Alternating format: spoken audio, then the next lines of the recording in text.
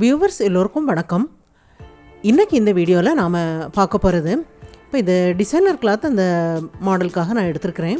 இப்போ இதில் நான் பண்ண போகிற டிசைன் பார்த்திங்கன்னா ஆரி ரிங் பீட்ஸ் எல்லாம் வச்சு ஒரு சிம்பிளான ஒரு வேலை தான். இதில் பார்த்திங்கன்னா கொஞ்சம் ஈஸியாக பண்ணுற மாதிரி உள்ள மாடல் தான். ஆனால் தைச்சதுக்கப்புறம் இந்த ப்ளவுஸ் பார்க்கும்போது ரொம்ப ஒரு அழகான ஒரு தோற்றத்தை கொடுக்குற ஒரு ப்ளவுஸ் மாடல். பார்த்திங்கன்னா இதெல்லாம் சில்க் சாரீக்கெல்லாம் தைச்சோம் அப்படின்னா ரொம்ப நல்லாயிருக்கும். இப்போ டெய்லர்கள்லாம் பார்த்திங்கன்னா இது மாடல் பார்க்கும்போது ரொம்ப லுக்காக இருக்கும். பார்த்திங்களா, இதெல்லாம் வந்து நம்ம ஈஸியாகவும் பண்ணிடலாம். ஆனால் இதுக்கு வந்து நம்ம சார்ஜஸ் வந்து ஒரு 800 ரூபா வரைக்கும் நம்ம வாங்கலாம். அந்த மாதிரி உள்ள ப்ளவுஸ் மாடல் தான் நான் இதில் பண்ணுறேன். அது எப்படி பண்ணலாம் அப்படிங்கிறது தான் இந்த வீடியோவில் நம்ம பார்க்க போகிறோம். இப்போ இந்த டிசைனர் கிளாத் பார்க்கலாம். இப்போ இதில் டிசைனே பார்த்திங்கன்னா ரவுண்டாக உள்ள மாடலில் இருக்குது. இப்போ இதில் நம்ம ஆரி ரிங்கு பீட்ஸ் எல்லாம் வச்சு இதில் டிசைன் பண்ண போகிறோம். நார்மலாக நம்ம எப்போதும் ரவுண்டு நெக்கு கட் பண்ணுவோம் பாருங்கள், அந்த மாதிரி நம்ம கட் பண்ணியே நம்ம தைக்கலாம். லைனிங் கிளாத்தும் மெயின் கிளாத்தும் கட் பண்ணியிருக்கிறேன். எப்போதும் போல் நெக்கு பகுதியில் 4 இன்ச்சு விட்டு ஜாயிண்ட் ஆக்குங்க.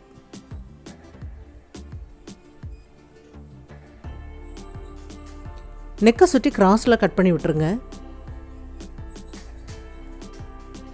லைனிங் கிளாத் அப்படியே நம்ம அடிப்பக்கமாக திருப்பி விட்டுறலாம்.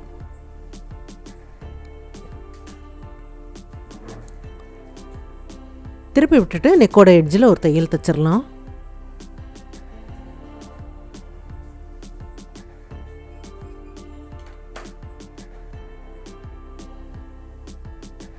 வெளிப்பக்கம் 2 கிளாத்தையும் சேர்த்து ஜாயிண்ட் ஆக்கிடலாம். ஜாயிண்ட் ஆக்கி இடுப்பு மடிப்பு பார்த்துக்கு எக்ஸ்ட்ரா லைனிங் கிளாத்து ஜாயிண்ட் ஆக்கி மடித்து தைச்சாச்சு.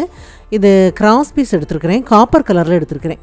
அதில் காப்பர் கலரில் டிசைன் இருந்ததுனால copper colour cloth tissue cloth எடுத்துருக்கிறேன். ஒன் சைடாக மடித்து தைக்கலாம். இங்கே கிராஸ் பீஸ் வந்து அடிப்பக்கமாக வைங்க. நெக்கு பகுதியில் பைப்பிங் பண்ணுறதுக்காக கிராஸ் பீஸ் கொஞ்சம் வெளிப்பக்கம் தெரிகிற மாதிரி விட்டு ஜாயிண்ட் ஆக்குறேன். இதுக்கு மேலே நமக்கு டிசைன் வரும், ஆனால் நம்ம பைப்பிங் பண்ணோம் அப்படின்னா அந்த நெக்கு பகுதி கொஞ்சம் ஸ்ட்ராங்காக இருக்கும்.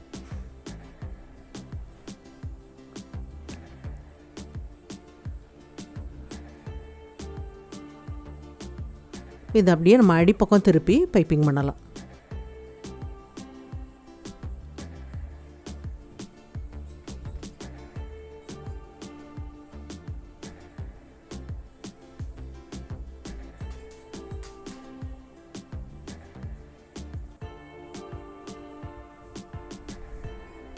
பைப்பிங் பண்ணி முடிச்சாச்சு.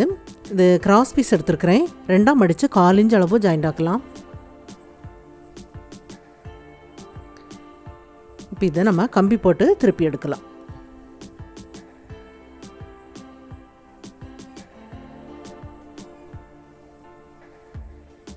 நல்லா திருப்பி எடுத்ததுக்கப்புறம் சின்ன சின்ன பீஸாக கட் பண்ணி எடுத்துருங்க. சின்ன பீஸ் அப்படிங்கும்போது உத்தேசமாக 1.5 இன்ச்செலாம் இருக்கிற மாதிரி கட் பண்ணி எடுங்க. எல்லாமே கட் பண்ணி எடுத்ததுக்கப்புறம் இந்த ப்ளவுஸ் கலர்லேயே இந்த ரிங் எடுத்துருக்கிறேன். இப்போ நம்ம கட் பண்ணி வச்ச அந்த சின்ன பீஸை இந்த ரிங்க்கு உள்பக்கமாக விடலாம். இப்போ ரிங்கில் வந்து நமக்கு அந்த ஜாயிண்ட் பகுதி இருக்குது பாருங்கள், அதை மறைக்கிற மாதிரி அந்த சின்ன பீஸை அது உள்பக்கமாக விட்டு அப்படியே திருப்பி ஜாயிண்ட் ஆக்கிடலாம்.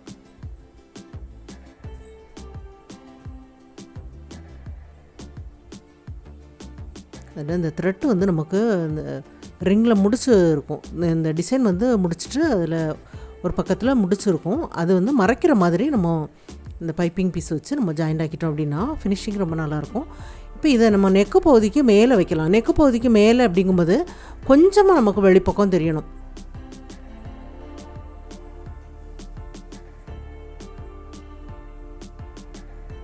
தச்சு முடிச்சுட்டு நம்ம திருப்பி பார்க்கலாம் எந்த அளவுக்கு வெளிப்பக்கம் தெரியுது அப்படின்னு.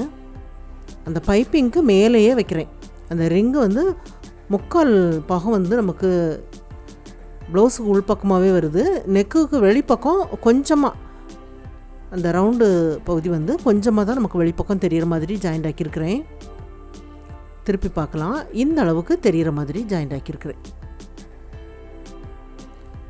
தைச்சதுக்கப்புறம் தையலுக்கு வெளிப்பக்கம் அந்த பீஸில் உள்ள எக்ஸ்ட்ரா பகுதி எல்லாமே நம்ம கட் பண்ணி எடுத்துடலாம்.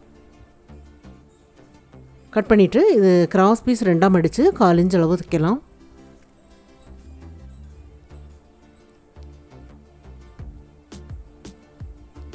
தையலுக்கு வெளிப்பக்கம் அளவுகளை ஒன்று போல் கட் பண்ணி எடுத்துடலாம். இப்போ இதுக்கு மேலே வைக்கலாம். கீழே உள்ள பீஸில் உள்ள தையல் லைன் இருக்குது பாருங்கள், அதுக்கு மேலே இந்த பீஸோட தையல் லைன் வர மாதிரி அப்படியே வச்சு அதுக்கு மேலேயே அப்படியே ஜாயிண்ட் ஆக்குங்க.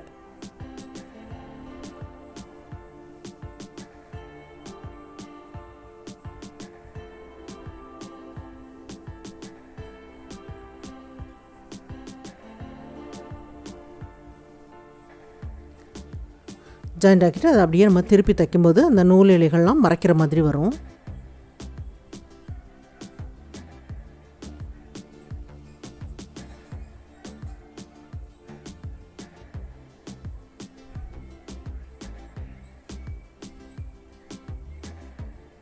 தச்சு முடித்தாச்சு.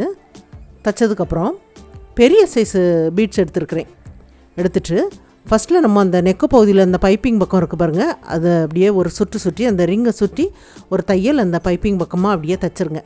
தைச்சிட்டு அதுக்கப்புறம் ஒரு பீடு எடுத்து நெக்கு பகுதியில் உள்ள பைப்பிங் இருக்குது பாருங்கள், அதில் அப்படியே உள்பக்கமாக விட்டுட்டு அடுத்த ரிங்கும் இந்த ரிங்கையும் சேர்த்து ஒரு தையல் இப்படி போட்டுருங்க.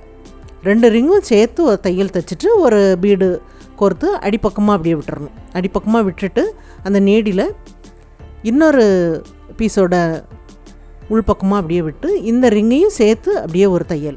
அந்த மாதிரி தைக்கும்போது எல்லா ரிங்கும் ஒன்றோட ஒன்று ஜாயிண்ட் ஆகி நெக்கு பகுதியில் அப்படியே தைச்சிருவோம். தைச்சதுக்கப்புறம் அந்த பீட்ஸ் வச்சு தைக்கும்போதும் அது நல்லா ஸ்ட்ராங்காக அதோட ஒன்று போல் நமக்கு சேர்ந்த மாதிரி இருக்கும்.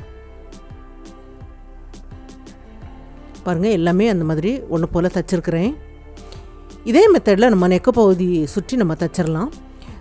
ஈஸியாக தைக்கிற மாதிரி உள்ள ப்ளவுஸ் மாடல். இந்த மாடல் பார்த்திங்கன்னா கொஞ்சம் வித்தியாசமாக நான் பண்ணியிருக்கிறேன். இந்த ரிங் வச்சு அந்த பீட்ஸும் வச்சு இந்த நெக்கு பகுதியில் சாதாரணமாக நம்ம ரவுண்டு நெக்கு தைக்கிற மாதிரி தைச்சி இந்த மாதிரி தைக்கும்போது இந்த லுக்கு வந்து ரொம்ப நல்லாயிருக்கு. இது சில்க் சாரீக்கெல்லாம் ரொம்ப பொருத்தமாக இருக்கும். இப்போது இது வந்து எந்த சாரீக்கு வேணாலும் போடலாம், ஆனால் பார்த்திங்கன்னா சில்க் சாரீக்கு ரொம்ப பொருத்தமாக இருக்கும். இது வந்து டெய்லர்கள் வந்து ஈஸியாக தைச்சி கொடுத்து இந்த மாதிரி ஒரு ப்ளவுஸ் மாடலுக்கு நம்ம 800 ரூபா வரைக்கும் நம்ம சார்ஜஸ் வாங்கலாம். அந்த மாதிரி உள்ள மாடல் தான் நான் சொல்லி கொடுத்துருக்குறேன். இது எல்லாருக்கும் பிடிக்கும்னு நினைக்கிறேன். ட்ரை பண்ணி பாருங்கள். இந்த வீடியோ பார்த்ததுக்கு நன்றி. மேலும் வீடியோஸ் பார்க்க இந்த சேனலை மறக்காமல் சப்ஸ்கிரைப் பண்ணுங்கள்.